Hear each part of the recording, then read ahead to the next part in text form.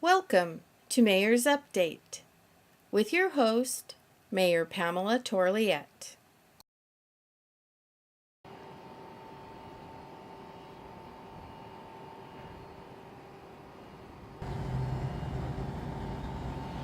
I'm located right now at 110 Bayless Street in the heart of Petaluma in our downtown. And to give you some perspective where this property is located, we're just across the street from Golden Eagle Shopping Center. And we have the old poultry processors building that now houses quite a few businesses. We have Dairyman Feed that supplies a lot of the feed to our local dairy people.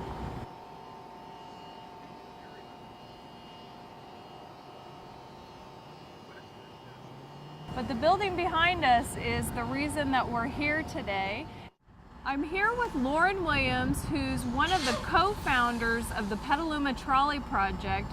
But before we talk about the trolley project, I wanted to talk about 110 Bayless Street and the actual structure that's there. Lauren, when was it built and what kind of uses occurred in this building?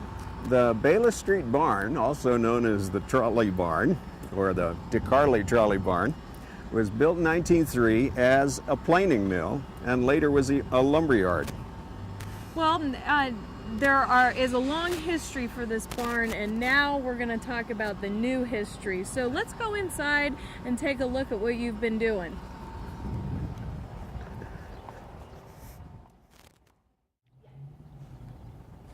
So now we're inside 110 Bayless Street, and Lauren, what started happening here about 4 years ago? Well, the DeCarli family thought that it might be nice to allow us to have a public gathering here to support the trolley and trestle project. And it has since turned into a whole museum. So what exactly is involved with the trolley project?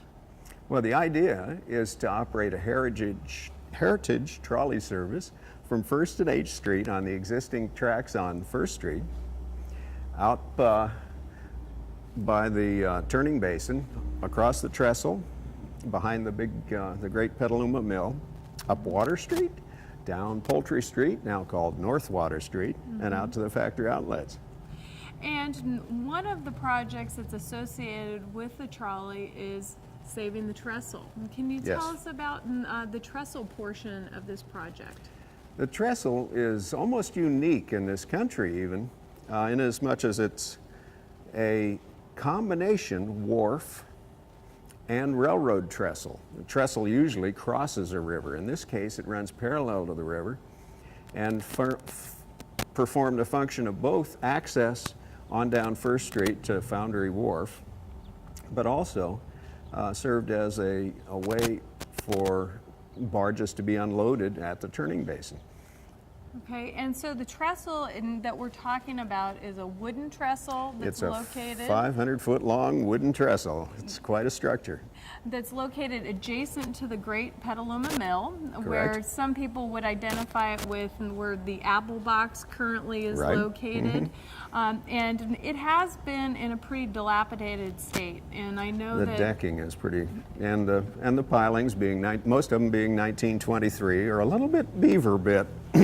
And so I know that it's actually owned, the trestle portion of it is actually owned by the Sonoma Marin Area Rail Transit. And Correct. Because of the ownership being with SMART, as we call it with the acronym, the City of Petaluma and the nonprofit, the Trolley Project, has been really trying to work together to restore it in its actual wooden state, because I know that Correct. there's been some different designs that had occurred, and Save the Trolley group came in and has been really helpful. Can you tell us about some of the things that have occurred with that?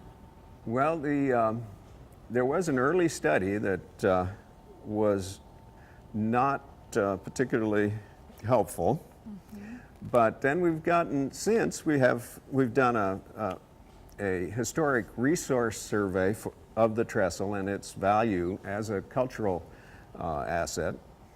And then also with that went an engineering study that said that it could be saved at what we consider a reasonable cost, about, $2.5 million, which is staggering to me, but people don't seem to consider that unreasonable to save the balcony to the turning basin, as some people call it. It's a wonderful pedestrian promenade, as well as having the tracks on it that we could use for the trolley. The latest thing is it's been included in the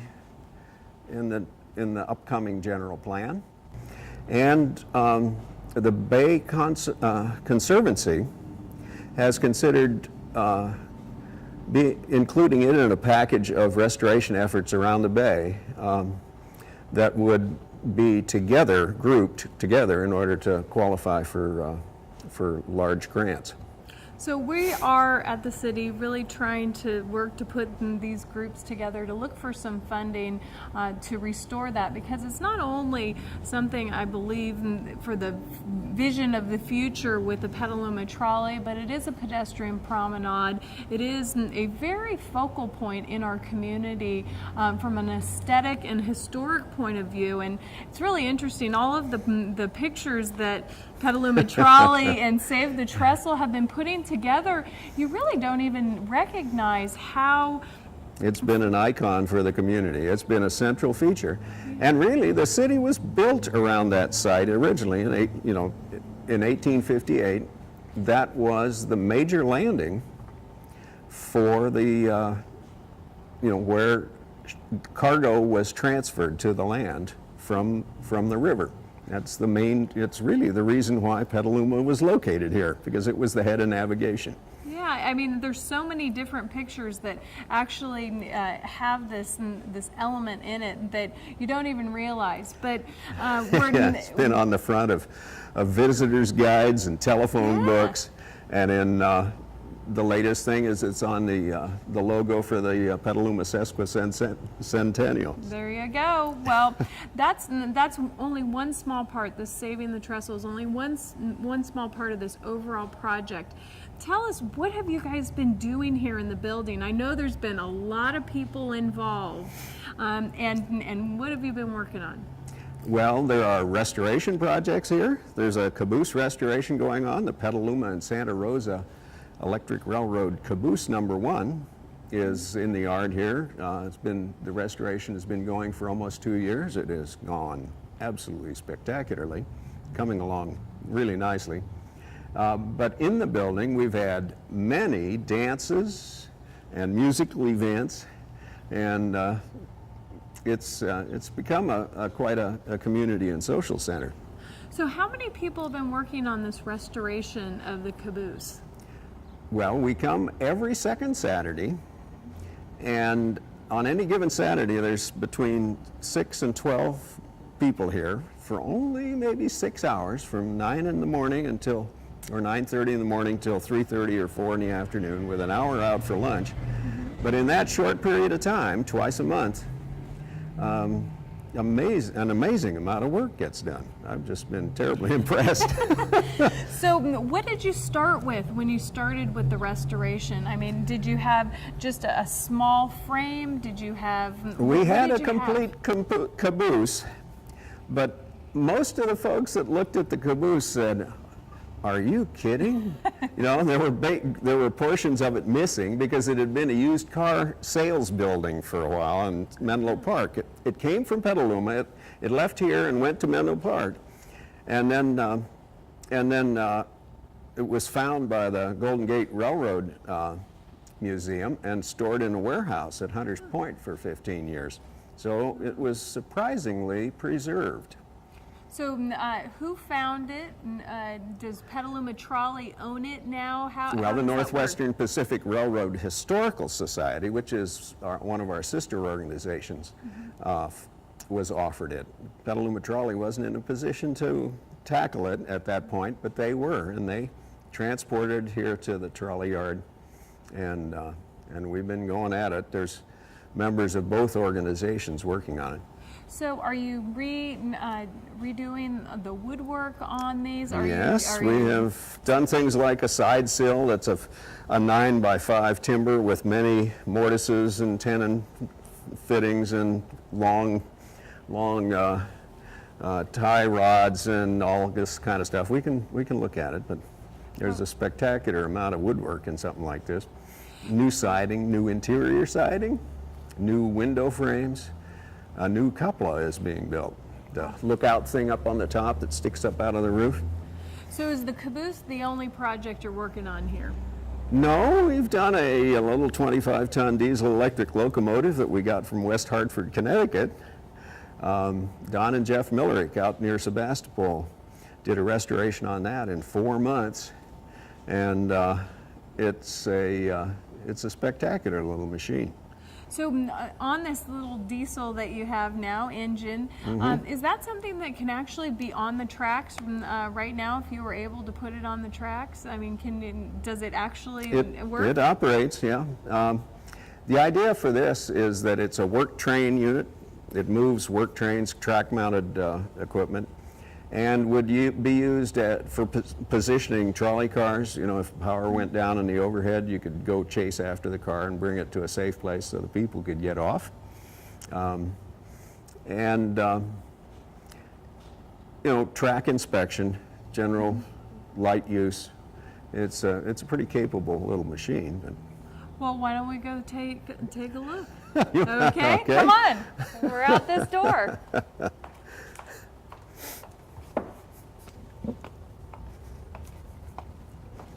So Lauren, the caboose is right over here. I know you weren't able to uncover it for me, but that's okay. We're gonna take a look on the inside. Is that all right? Absolutely. We had it open for the great music extravaganza this weekend. Ah. So we'll open it up a bit so we can get access inside. Perfect. Okay. Let me reach up inside and we'll undo that door latch. I guess we'll have to do it the other way. There we go. Come on in. So Lauren, we're inside the caboose now, and can you point out some of the things that you've been working on and restoring? This is the area where the cupola goes, the lookout that you go up into and sit to watch the rest of the train. And we've replaced large portions of the framing in the walls, the siding on the inside, the ceiling, as it were. We're going to be working on the floor. Underneath the corners of the caboose, we put these big timbers, and there's new large channel iron underneath the middle of the caboose to tie it all together, because it's a very old 1898 caboose. Wow. So this is quite an artifact. Wow. And it's a wonderful, solid project now. It's going to operate on the rails again. So you also talked about some of the restoration you've been doing with these windows. Now, what kind of, does glass go in here? Are they going to be open? How does that work? The originals had sash in place, two-piece sash that didn't open. We're going to open the lower portion so we get a little ventilation in the caboose and help preserve it, and also so that folks can right, like today, it's warm in here under the tarp, but we want to be able to carry folks in our hobo train. And so, since it's a caboose and it wasn't actually a passenger portion of the train, mm-hmm. Will there be any seating in here that yes. that you're envisioning? What are you envisioning? We'll have bench seating along the side, much as they did originally, and then under the cupola, there are cabinets which support the seating that's up in the cupola. So usually kids end up riding up in the cupola, seeing out the top. Oh, so there actually are seats in the... You can see the pattern on the floor where the cabinet work went that supported the seating up in the cupola. Okay. And then we'll put a little counter on one side for T-shirts and stuff like that, and then more seating on the other side. So is this personal funds that are funding this restoration project? In this case, it's the Northwestern Pacific Railroad Historical Society. And every time a request has gone out to the membership to move the caboose from Hunters Point to Petaluma, or to buy materials to affect the restoration, give the guys something to work with. There's been a great deal of generosity. We've had no problems with money as far as getting materials for this caboose. So if someone wanted to help out with those efforts financially, or get involved with the Petaluma Trolley, what would someone do? Well, there's two websites. One is the Northwestern Pacific Historical Society, Northwestern Pacific Railroad Historical Society.org, or the Petaluma Trolley.org. Both websites will allow folks to see what's going on. Or if you Google Petaluma Trolley, you get 10 pages of results now. Well, I know you've been working hard on the nonprofit for some time. We've been making great strides. 10 years, yeah. So actually, the idea is almost 20 years old. Wow. So let's go take a look at that diesel engine. I'm really excited to check it out. Okay. Yeah, steel-clad oak timber. All of this is new. This is all the hand railings and all are original. Really? But big pieces of the wood are new, and a lot of the fasteners. This caboose had been in a wreck, or at least had been hit awful hard, and these channel irons were bent. They were all bent off to one side. And Jeff Miller came down here with a oxyacetylene outfit, some big levers, and a lot of muscle, and applied some heat and straightened all this stuff out. Wow. So what will this actually run on? Are there wheels or a set of trucks, original period trucks that Jeff found for this caboose? They need overhauling. They're wood framed, so we need to get some of the wood replaced. But the iron is all in spectacular condition. Even the wheel sets are in good shape. The tires on the wheels are in excellent condition. So bit by bit, but it's surprising how quickly this stuff moves when you're really focused. So the painting on the outside, is this the original color? How is it going to be painted? What you see on the end of the caboose here has been scraped and cleaned and primed and sanded and painted, but we didn't want to totally replace every piece of wood on the caboose. So it's so that it still has the feeling of the age, being 110 years old. And are these going to be white, or are these a different These color? are the original color. These have been overhauled. This timber was replaced at one point in the railroad history, and all of these were shortened. So we've had to lengthen these and rethread them and do a fair amount of metal work to get this all back to original. And we're going to restore it to the 1930 period when it was on the Petaluma and Santa Rosa Electric. We have lots of pictures of it at that time. That'll take us a little while to get air up on the locomotive, so we can go have a look at that. So here it is. Yes, wow, it is. Is that a beauty? How about that? So what is this? This is a General Electric 25-ton diesel electric locomotive. It was built in Erie, Pennsylvania in 1948, and was used last on the Central New England Railroad, which was a series of short lines. This engine pushed cars for a 5-state Home Depot warehouse 3 years ago. And that's why we bought it, is because it was still being used, And it also has factory train air, which means it has air brakes for the rest of the train. And only about 10% of these 25-tonners had train air on them. So when you say a 25-tonner, is that how much it can push and pull, or is that how No, that's how much it heavy weighs. this weighs? Okay. It'll push and pull 15,000 pounds, which is 7 tons. The drawbar pull is 15,000 pounds, which is amazing to me. But this is a 50,000-pound piece of equipment with a 200 horsepower diesel engine in it. Is this the original color and condition that you purchased it in, or what did you all do to this piece of machinery? Well, it arrived here a little over a year ago, and it was gray and it was rusty. And Don and Jeff Billerick built a new cab and did extensive restoration on the hood. I helped some, but mostly I ran a wire brush and and a whisk broom. You need that too. You need that too.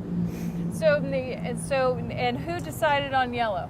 Well, yellow is the Petaluma and Santa Rosa color, and this yellow is the color.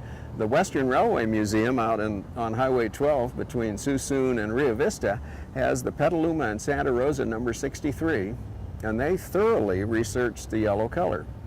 The first color for the PNSR was a Pullman green, and then quickly they changed to a white, and the motorists complained that they couldn't tell the difference between the cars rolling on the railroad track and the chicken coops.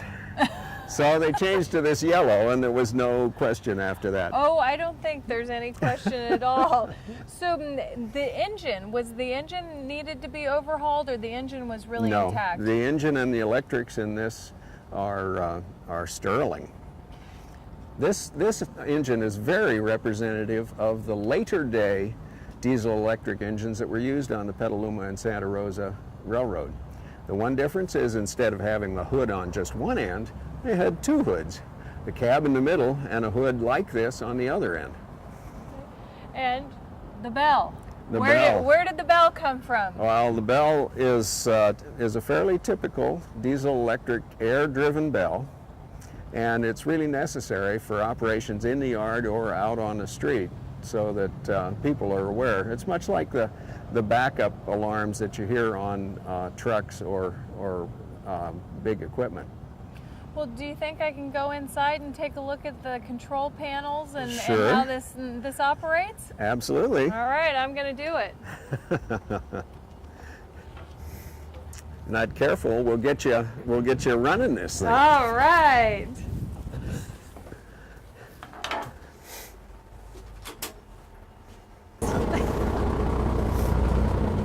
This is the operating platform, and just like a car, there's an instrument panel with the main breaker, accessory circuit breaker, and gauges that tell us if there's enough air pressure for the brakes. Then we have the independent locomotive brakes, the train air brakes, the throttle, the switch for forward and neutral and reverse, and then valving to run the bell and the whistles. This is the whistle, air brake whistle. This is a big, loud triplex horn, diesel electric horn. An oilers for the chain. There's a big chain that connects the two wheels, the two axles together. It's a Cummins 220 diesel hooked up to a humongous generator, which is wired through this control cabinet and all its good stuff to a very large motor under my feet here, which is geared to the rear axle, and then a humongous roller chain hooks it to the front axle. It's four-wheel drive, and it went up a 12% grade onto a trailer right here on this ramp that we set up, pulling 750 of the 800 amps that this thing's capable of. So we have load tested it recently. And we are on a set of tracks, so And we are can indeed, move yes. this. Can we not? Well, as soon as we get some air up, see how we're doing. I'm going to throttle up a little bit to So the air compressor will put out for us. So what's this piece right here? That's a handbrake. That's, you can see it goes around. You use your foot to engage the ratchet. It's like the emergency brake or parking brake on a car.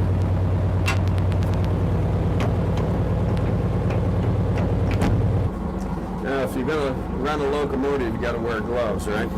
That's right. I find that running this engine, I assume postures that I've seen in photographs of old photographs of historic railroad equipment like this one, where you look down the side of the train. It's really, you're going like this. Retirement is way too fun, isn't it, Lauren? Okay, accessory circuit breaker, front headlight, rear headlight, idle on the throttle. We'll pull it into reverse. The handbrake is loose. And we have 90 pounds. So here we go, throttle up. So into reverse, throttle up, then we release air. So you hear that click? That was the brakes letting loose. You have a gauge also, which helps you. Oh, we're going to have bells and things here.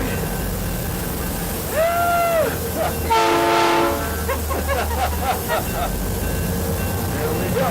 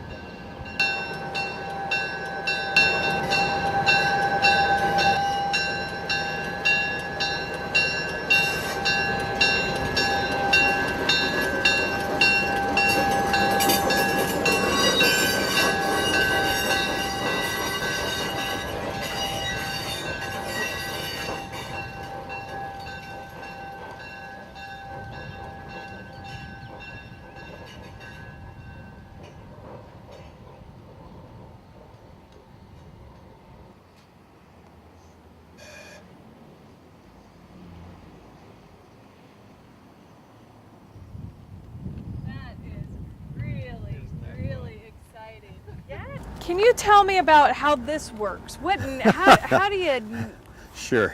make it click? That's ready to accept the coupling from the next car. Aha. And that's what happens when they come together.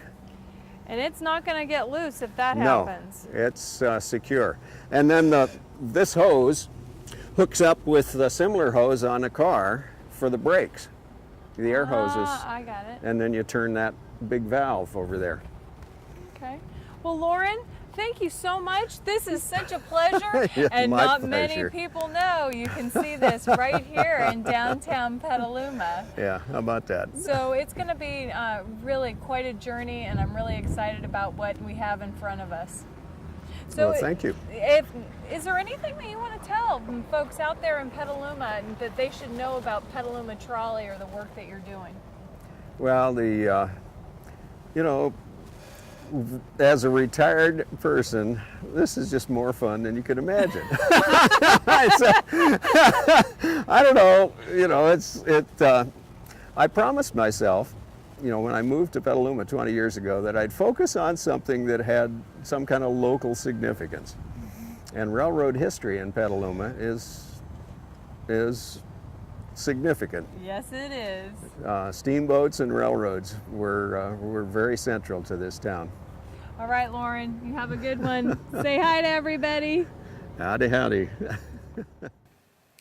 Go to petalumatrolley.org for information on our historic railroad.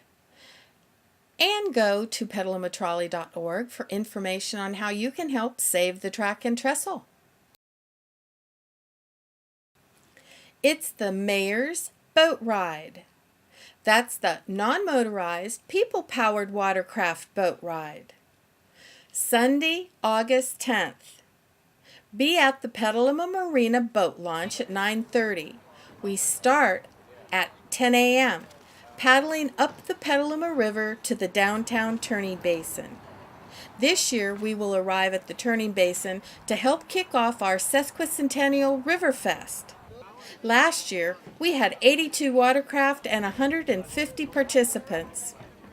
Get your rowboat, canoe, kayak, any people-powered watercraft. Come join us. We have so much fun. The boat ride is free and fun for all ages. Remember, Sunday, August 10th at the Petaluma Marina.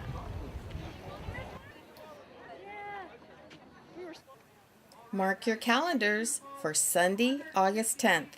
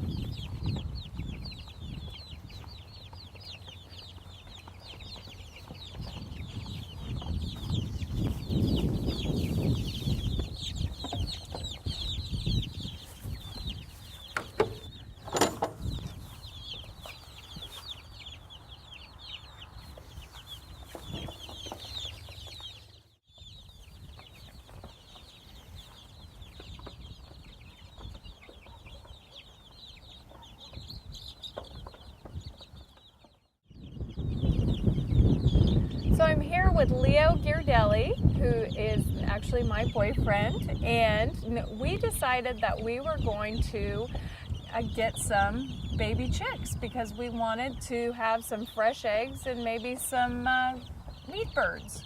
So Leo, we decided we were going to do that, and what was the first thing we needed to have if we were going to get chicks? Well, we needed a chicken coop. So what we did is we constructed a chicken coop, and we went to a variety of sources, and it's actually entirely recycled chicken coop from materials that Leo either had, or his parents had, or my grandparents had, or actually my parents had. Friends of ours have had. Friends of ours had had. I had a friend that was replacing their redwood fence. The posts had all rotted out on the bottom of it, and we went and picked up the actual fences and we pulled all the fence boards off, and that's actually what is on the sides of the chicken coop. So we have a variety of interesting concepts that we've included in our chicken coop. So Leo, why don't you tell us about how we went about constructing the chicken coop from bottom to top? Well, first of all, we needed a framework because this coop is designed to be towed around the field to move it from place to place within the pasture. So the chickens have different areas to graze.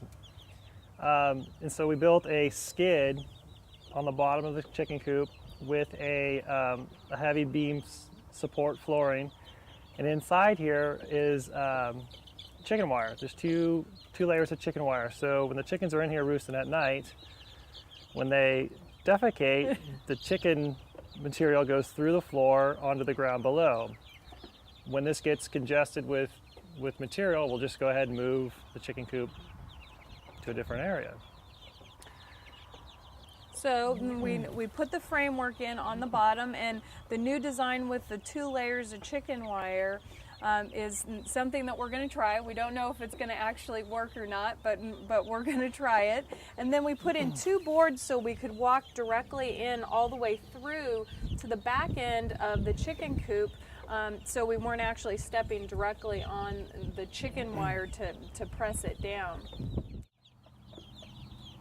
So after we built the support foundation for the chicken coop, we started with the walls. And all this material, like Pam said, was from a friend of ours who had an old redwood fencing that they tore down, removed all the nails, put up the walls.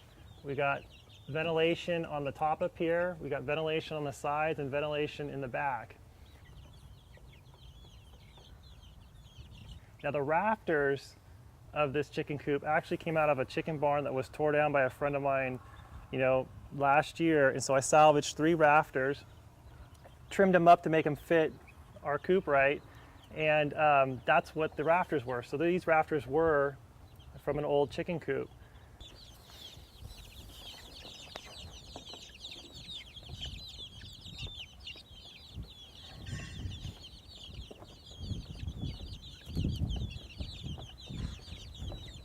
The tin on the top actually came from, my father had it. He tore down a building, him and some friends, years and years ago in downtown Petaluma. And this is the old tin that was on top of a bocce ball court, believe it or not, years ago. So, so that was the roofing. Inside, we need an area for the chickens to roost. So we built roosts that came out of her grandfather's old chicken coop. So we've got areas for them to sleep at night on these roosts. And in the very back wall, we built 6 nesting boxes. And not all, 25 or so chickens that we have are going to be nested at the same time. They're only in there nesting for about 45 minutes to an hour when they lay their eggs, and then they go back out and start feeding and grazing and drinking water and being happy.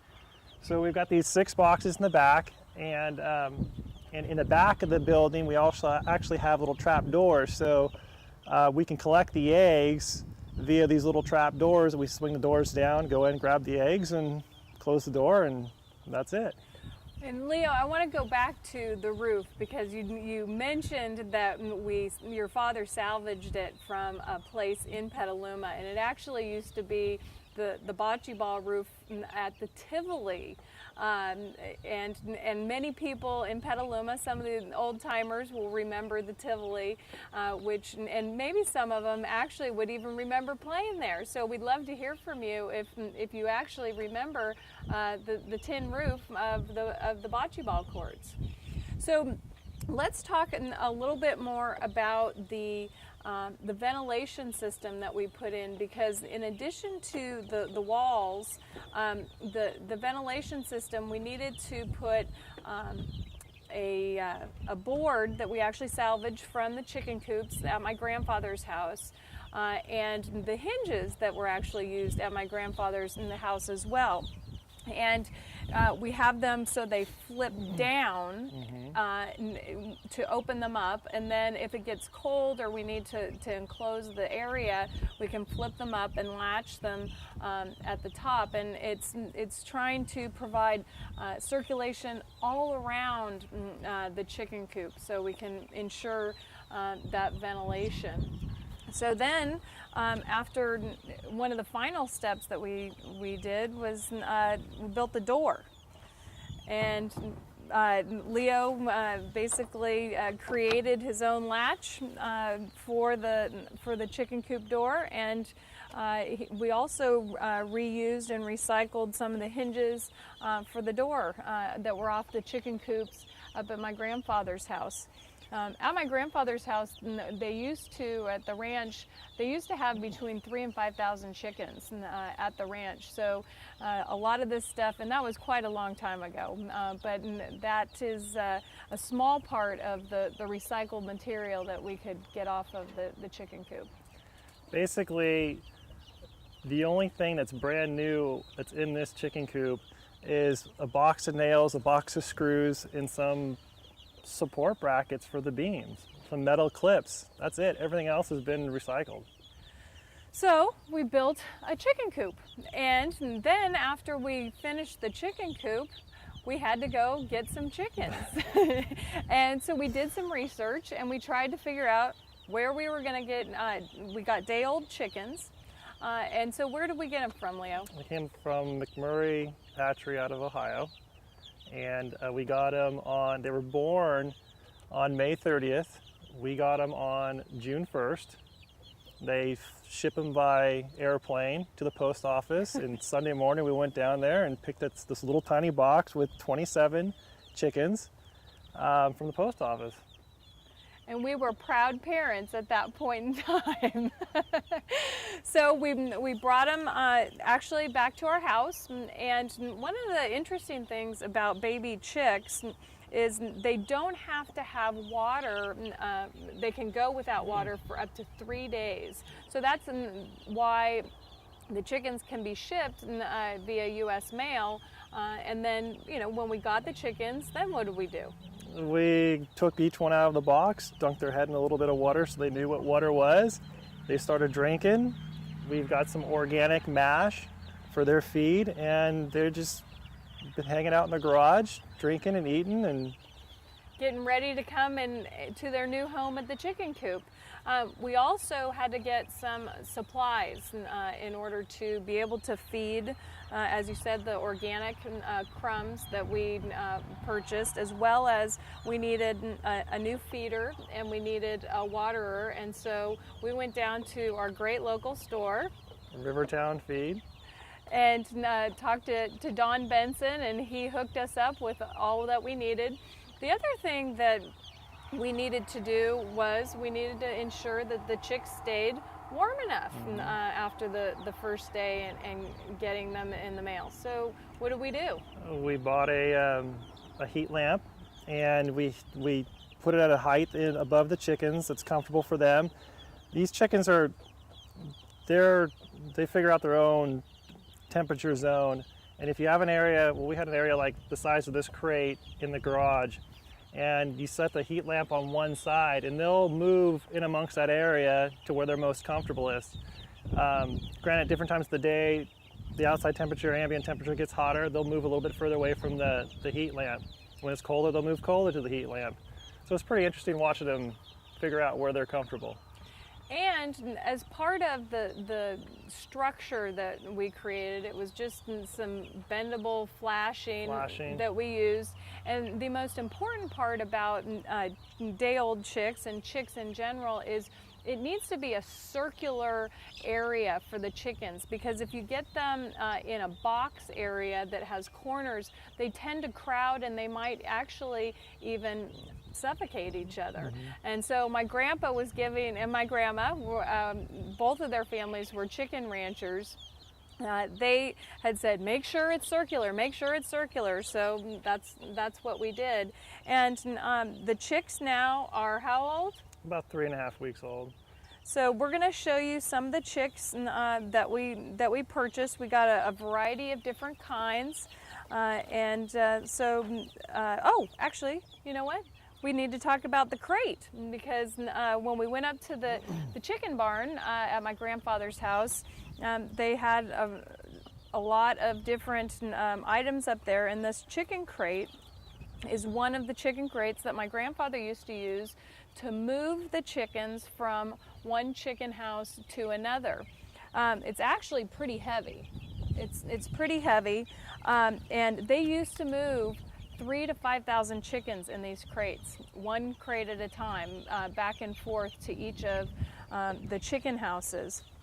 So my grandma and grandpa were kind enough to let us borrow one of these, and this is what we've done. We've put the chicks inside the crate, and we're going to move them into the chicken house. But I want you to come over and take a look at this crate, because it's pretty interesting the way it's constructed.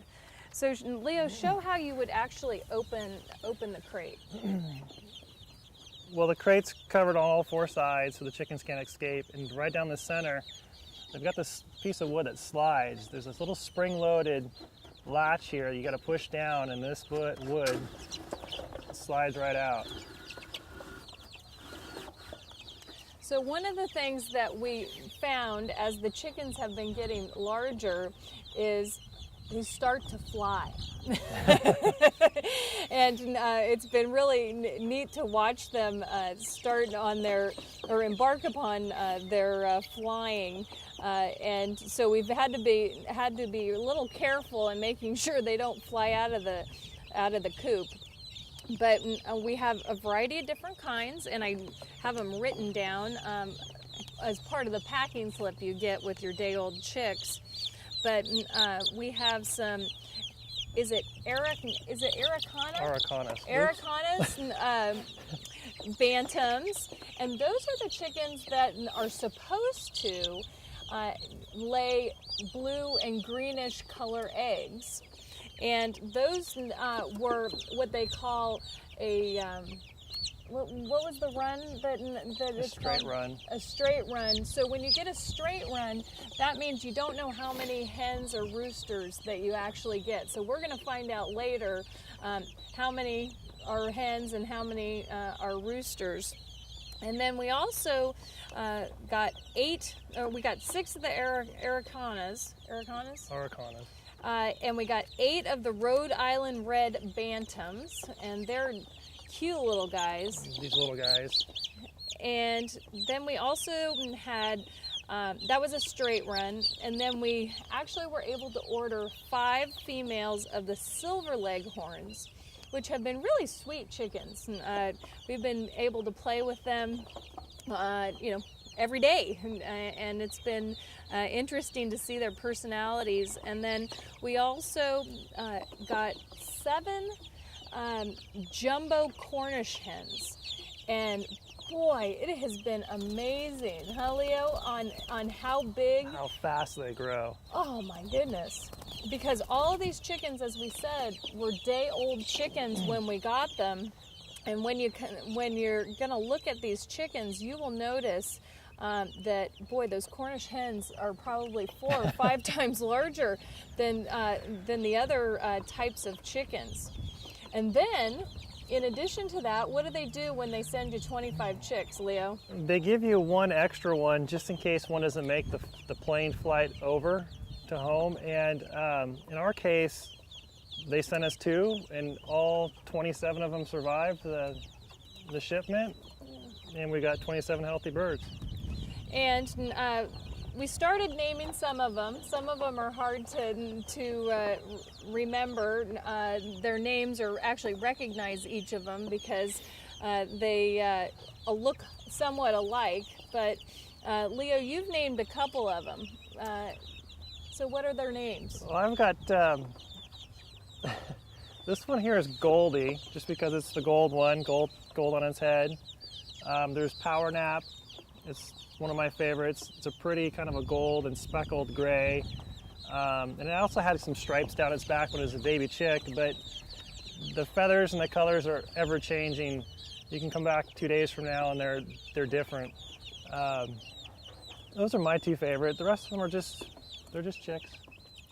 Well, and the other interesting part is when you get them as day-old chicks, they're super fluffy. They're just the cutest little things. And over the last 3 weeks, they've been losing some of their down, I believe it's called, and they've been getting more and more of their actual feathers that they're going to have. And they are changing dramatically. I mean, every day. And so the 2 that Leo talked about that they added to the pack, we don't know what kind of chickens they are, but as they get larger, we'll probably be able to identify what they are from a book or from a picture. We built this chicken coop on skids, which you can see right here, and I just found some old pipe and some old chain, bolted it to the skids, and then I hook a chain to these to a tractor and tow this thing around the field. So this is a chicken waterer, 2 parts plastic. Fill it with water. You screw the bottom piece on. You turn it over, and there's a little hole here that fills this ring up with water. And then we're going to put it inside the chicken coop. So when we put the chickens in here, they have something to drink.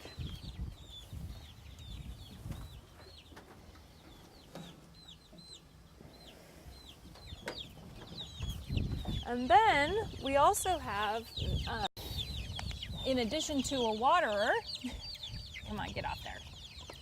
We have a chicken feeder. And this is where we have been feeding them organic crumbs that we bought at Rivertown. And the top slides off. Leo, I don't know if you want to try and do the sliding. And then we put all of the feed in here.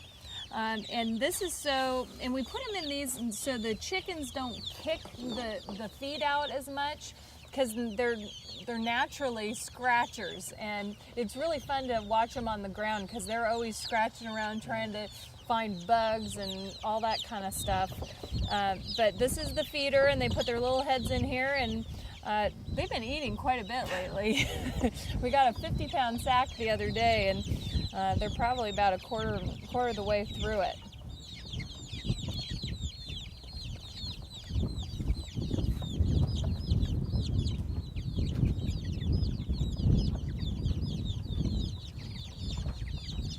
Chickies. So now we're gonna take the chicks out and put them in the chicken house for now and see how they do.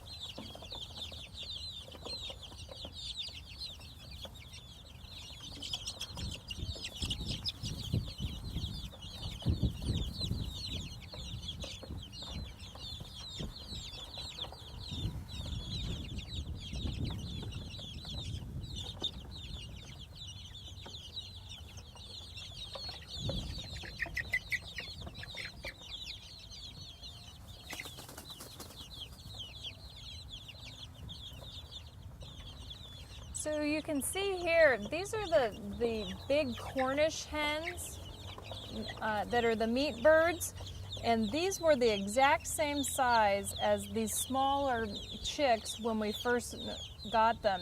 And they have been able to grow that much more in almost 3.5 weeks. Yeah. And these, I believe, which ones are these, Leo?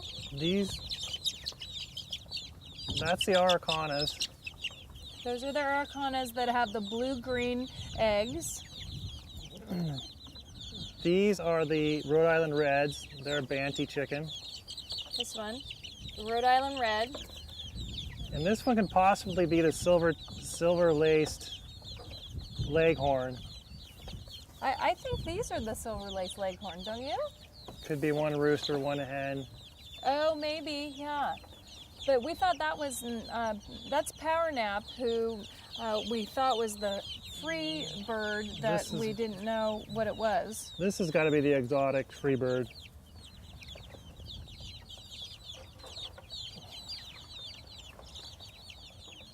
That's a silver-laced Banty or Leghorn.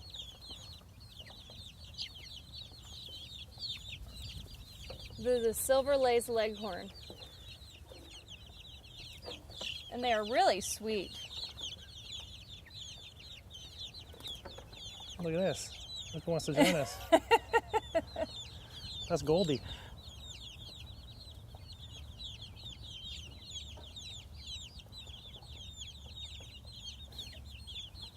And I know you can't see right here, but this chicken, there's actually a day or two old cow pie that's here, and there's some bugs that are around here, and this chicken is having a field day. You can see him scratching, and he's eating. There's a couple worms, and there's some ants in that area as well.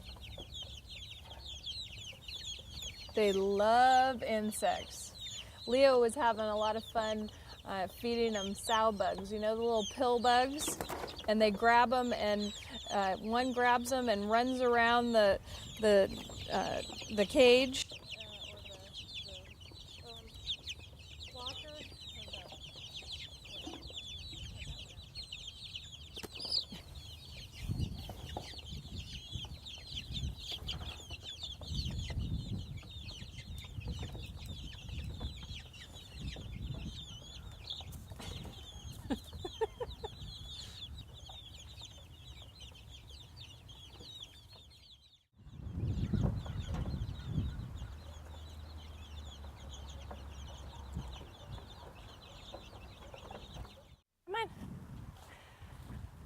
Come on.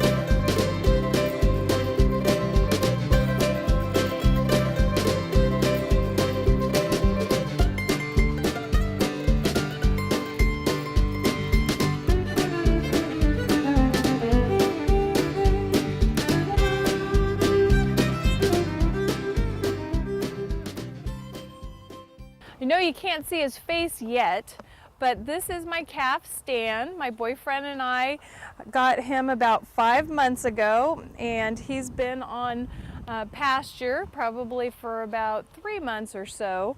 And he's eating some grain that I have in the bucket because I wanted him to come down out of the field to show you his face because he's getting grown up. Hey, Stan. He's even growing some horns, as you can see, but he's been out on the pasture. He's a sweet little Holstein calf, and he just is getting along great. We have 20 other calves out in the pasture with some others. Stan, why don't you show everybody your sweet face? Look at Stan. Oh, he's such a good boy. Yes, he is. He's such a good boy. All right. He loves to be rubbed under his neck like that. Just loves it, huh? Oh, yeah. Oh, yes.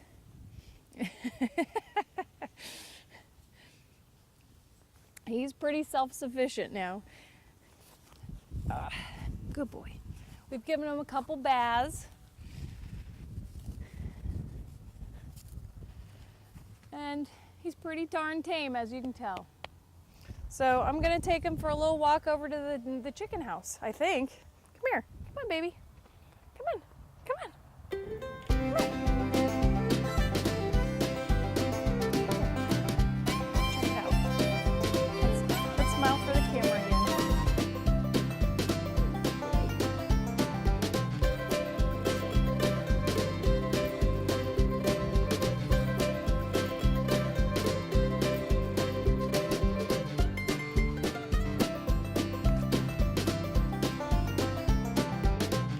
Don't forget the Mayor's Boat Ride, Sunday, August 10th. We're going to kick off the River Fest.